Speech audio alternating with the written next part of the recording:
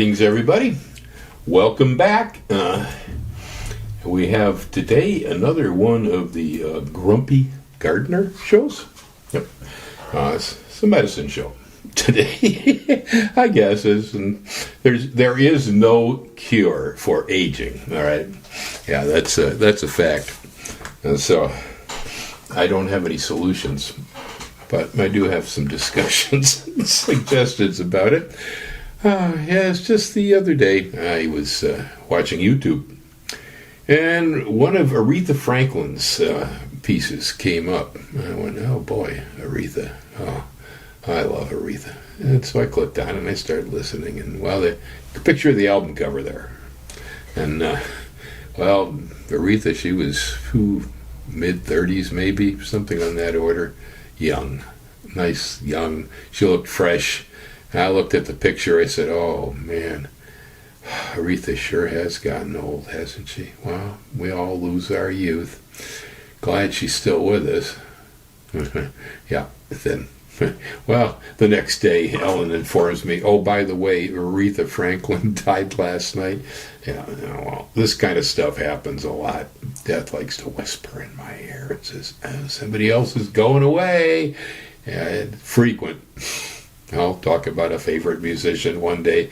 Next day, it's the obituary. Yeah, everything changes, and that's the thing. We come into the world, and as we're still part of our mother absorbs the planet, and in turn, then we eat from our mother. See? Yeah, but then eventually, when we're born, we begin to absorb the planet ourselves directly. Yeah, well, and that goes on for quite a while. We call it growing. It's the maturing of the human. Yeah, and most of us, usually well into our 20s, we're probably still absorbing the planet and going somewhere with it, developing. But once you kind of reach middle age someplace, all that turns around, and you begin to give yourself back to the earth that you took. Yeah, I don't have the same amount of calcium in my bones today that I did when I was 25. Yeah, it's already going back to the earth. There's a lot of me that's already been returning at this point. Sooner or later, there'll be nothing left but spirit. The physical portion is going to be completely dissolved. Yeah. Body served me well. I'm not going to complain about the fact that I'm not the same person I was when I was 35, that's for sure. Here. See? That's Bill. Mid-30s. Now you notice the hairline is receding in the photograph, yes. It was already beginning to shrink, so the hair was going away. Actually, before I even completely matured, I was early 20s, I think my hairline was beginning to recede. This is probably about 36 years old here, playing in bars in Wisconsin. And there you can see I got the hairline is messed. Well, I still had half of my hair at that point. Yeah, it wasn't until after the divorce that this happened. Okay, and I lost all the rest of it. On the top. Sides have maintained pretty well. Right? It's still there. Even brown yet. But yeah, I got in the shower. I really just about got out of divorce court, got in the shower, turned the water on, plugged the drain up. Almost everything on the top of my head fell off in one drop. Yeah, just poof, fell away. That was it. Lost my hair. Well, that's me. That part there, that's part of the genetic programming of who and whatever I am. That hair on top of the head is a minor issue, apparently. But you can see. Look at this, Yeah. We all begin to waste away after a while. Well, my observations of this is that Americans in general, they really have some pretty strange attitudes towards death. Yeah, that's the way I figure it. My mom did. It's probably Mom was probably the one who got me straightened out as far as my relationship with the Grim Reaper. Yeah, she probably is. What really inspired this at the moment was that I was watching YouTube and the Monty Python skit where death comes to dinner. Oh, God. That is hysterical. Oh, look it up. Try to find it out there. I don't know if that's like in Life of Brian or whatever it's in. Their humor was timeless, boy. And, death knocks on the door, and his lady lets him in, thinks he's somebody from the village. Mr. Death. Oh, we're having a dinner party. We have American guests here. Would you like a drink? I am not of this world. I am here. I am death. I don't know. It turns out that they all died at one time. They didn't realize it, but they were dead because of the salmon mousse was tainted. Oh, boy. Yeah. Yeah, so my mom, she couldn't deal with death. I don't know. Something in her life somewhere, somehow, something. I have no idea, really, what. But I know any time I ever discussed it, she'd get all worried, upset, freaked her out. I know when my stepfather was passing away, I had a discussion with him about life and death. Apparently he wept after the discussion. My mother was so mad at me for talking to him about death. Me, it's just another change in life. I mean, it's the end of life, but there's a doorway, It swings both directions. Wherever you go when you're dead is probably wherever you were before you were born. The door swings in and out. That's all there is to it. Yeah, you got to give back all the stuff you took from the planet. You can't take it with you. Yeah, that goes for all the wealth and the power and the control and the revenge and and the hate and the greed, and none of it matters soon. Not for me. Yeah, at this point, if I'm to bother counting coup, most of the people that were childhood friends and the majority of the relatives I knew when I was a young man, they're all gone now. Let's say in my clan, I am the big kahuna. It's that there's nobody older than me anymore. I'm the top of the ladder. I got a brother 2 years behind me. Okay, it's somewhat close, but I'm at the top. I can't go any further.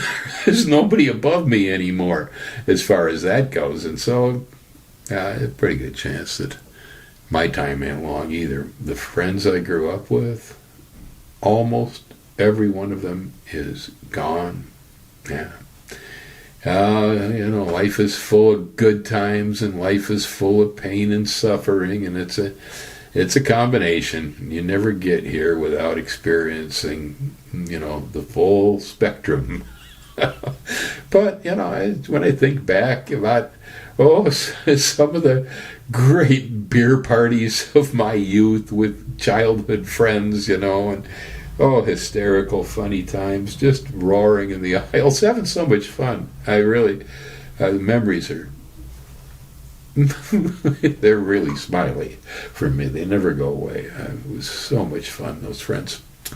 But every one of them in those memories are gone today. They do not exist on Earth. And, I'm comfortable with the fact that, my time ain't long either. Once most of them disappear, you can bet. Yeah. But again, my relationship with my passing, I see it as just more evolution of change through life. my body's not the same as it once was when I was a young man. I can't do those things anymore. You know, I'm very cautious with it these days. I didn't used to be a cautious person. I am cautious today because this pain and suffering of some of my foolish maneuvers or accidents and things like this, are still with me now, and they're plaguing me years after they occurred. So I don't need any more of that. But I watch them all go. Now, there are various ways to look at death. I think there's a lot of people that actually probably believe it is the end. Just blackness. Scary thought. There's a lot of people that have religious beliefs about it. They're going to go to heaven and go to hell. When it comes to belief systems, though, inherent in the nature of any system of belief, you have to be able to lie to yourself. You cannot tell yourself the truth, because if you adopt a system of belief, you have to be part of it. Otherwise, you're not part of it. Okay? And whether you believe there is hell, for instance, and if you're a bad person, you're going to go and be poked with pitchforks by demons for eternity in fire and burn in the hell and fire and brimstone. Be punished for all time because you were a bad person. Ooh, yeah, maybe you wanted too much money. Maybe power was too important. Maybe you were so obsessed with sex. I can think of a couple people that. Yeah. It's too bad. It's too bad sometimes that hell is an illusion. It's a manifestation of the human mind. Like most belief systems, they're generated from the human mind. They are not real. They're imaginary. What's real? Well, the only way you ever can even get close to that one is you have to give up on all your belief systems first. If you believe in anything, you're never going to find the truth here, because every belief system on earth is flawed. And the main thing wrong with all of them, they're fixed. Reality is not fixed. Reality is constantly changing. You absorb nutrients from mom. You absorb nutrients from the planet. You mature. You start to lose your hair. Next thing you know, you get divorced. Then eventually you get old, crusty looking like this. You got lines all over your face. Your hair turns gray and you drop dead. Nothing remains the same ever. If you think it does, I'm sorry for you, because you must flow. You gotta flow with it, man. If you don't flow with it, you're gonna fight it, and you can't fight it. Nobody wins. Okay, nobody gets out of here alive. And in my opinion, in the latter half of life or so, learning to become comfortable with that idea. Yeah, I guess it depends on our experiences here, as far as how comfortable one can become, because if everything you have about death is secondhand, generated from culture, generated from religion, generated from your friends, Facebook, oh boy, don't even talk about death on Facebook, you're not getting the truth. All right, you're getting somebody's opinion. That's basically what it boils down to.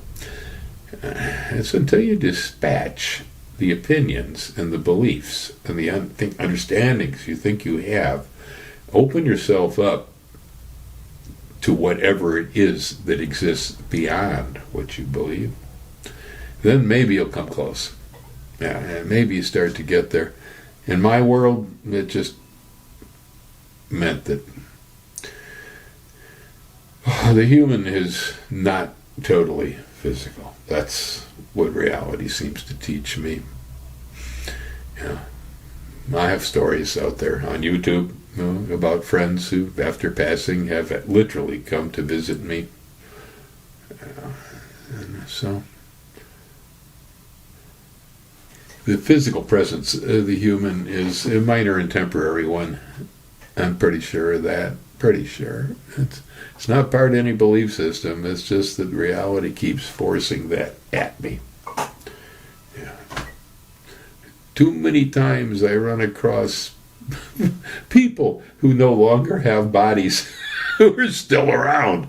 Yeah, but you know, I have a tendency to think that everything here recycles.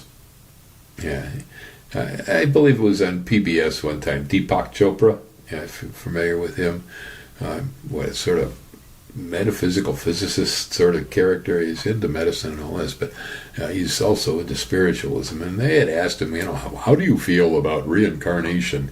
He says, oh, everything here reincarnates. Everything here is recyclable. He says the idea that this all is not recyclable is ridiculous. He says my body is completely recyclable. All the bottles on the planet, I'm exaggerating. He didn't say bottles. But yeah, it was his idea that everything here recycles itself. Well, if the human has a soul, a spiritual presence, that presence is not physical. Yeah. So it doesn't necessarily follow the same direction that the physical body does. And so the physical body is part of this world. Yeah, it's made of this world. But energy here cannot be either created or destroyed. According to Einstein, it can only change shape. And so, since if I have a spirit, my spirit is predominantly energy, I figure wave form. Body's particulate form. But it recycles also, I suspect. I've too many examples out there, I think, of people who seem to recall past lives, who seem to have been here before. I have my own, and that kind of lends credibility. Aside from having visitations from dead friends after they had passed, there's more. There's more to this. It continues. Yeah. So if you think by dropping dead you're going to get out of here, well, you get out of here, but you may not necessarily find yourself in a better situation than the one you left. The good news maybe is that the body will be renewed, and that's where I get to be friendly with death. Nobody can be death's friend. It's not an emotional state or anything, but you can become comfortable with the fact that it's riding over my left shoulder all the time, and it's everybody's got it there.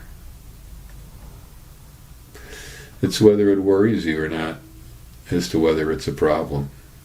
And, since it's natural and everybody does it, that's just the way it is, there is no point in trying to oppose it. Yeah. Really, having any other thoughts about growing old, and especially about dying, other than embracing them, is patently ridiculous. All right. What are you going to do about it? It's like Russia and Ukraine over there. What are you going to do about them? There ain't a lot. There's not a lot. But as far as, dealing with your own demise, that is ridiculous. All we can do with it is become comfortable, become familiar, and realize that the door out can be relief, and that my body hurts. Yeah, it's getting old. It hurts, and there are times when I actually look forward to leaving it. There were early on in my life, my body felt so good. I just loved being inside of it, Well, now I realize I'm riding around in a shell. And it's breaking down like an old car, slowly, little by little pieces falling off on the road. The muffler system disappeared a long time ago. It's like the 61 Valiant and that Red Dust video I did a while ago. Yeah, it was like that Valiant. That's where my body's at. Anyway, so there's a Grumpy Gardener show on getting old, dropping dead, and dying. How's that? Yeah, it just happens to be on my mind this morning.